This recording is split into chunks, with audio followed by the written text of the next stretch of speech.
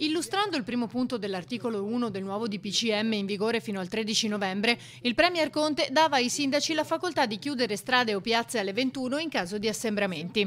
Una disposizione contestata dall'ANCI che l'ha definita una scorrettezza istituzionale e che poi ha visto sparire in poche ore la parola sindaci. La solita norma confusa, io capisco che il governo sia nel panico, probabilmente sono forze politiche che non riescono proprio a parlarsi. Perché il problema è che tecnicamente è confuso. Adesso hanno tolto anche la parola sindaci.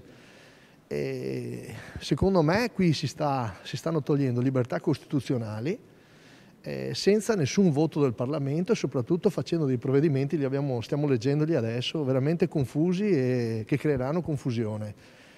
Allora noi che abbiamo tutto l'interesse a difendere i cittadini sotto il profilo sanitario evidentemente e che abbiamo lavorato in tutti questi mesi proprio perché fossero applicati i decreti del governo e della regione. Continueremo chiaramente con questo spirito di leale collaborazione. Nel testo definitivo dunque la parola sindaci non compare più, creando un vuoto relativo a chi spetterà la decisione di prendere un simile provvedimento. Secondo Brugnaro i primi cittadini andrebbero ascoltati di più. Che ascolti i sindaci. Per la scuola per esempio hanno messo un provvedimento secondo me abbastanza assurdo, lo stiamo leggendo in questi minuti, dove le scuole superiori non possono entrare prima delle 9, ma noi avevamo chiesto il frazionamento.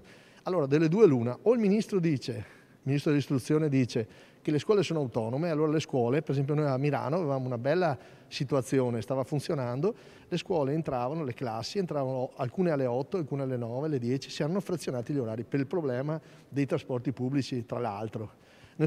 Stava funzionando. Con questo sistema non potranno più entrare quelli delle 8, dovranno entrare dopo le 9. Ecco, io credo che in questo caso devono decidersi, se vogliono dare l'autonomia agli enti devono dare reale autonomia. Allora il problema non è che il contagio ce l'hai a mezzanotte o alle 2 di notte, se c'è un problema di contagio ce l'hai in tutto il giorno, poi non puoi creare apprensioni alle persone. Secondo me si sono fatti confusione, si sono incartati. Quello che chiedo, che penso io, è che devono ascoltare i sindaci, l'ho già detto, e le imprese.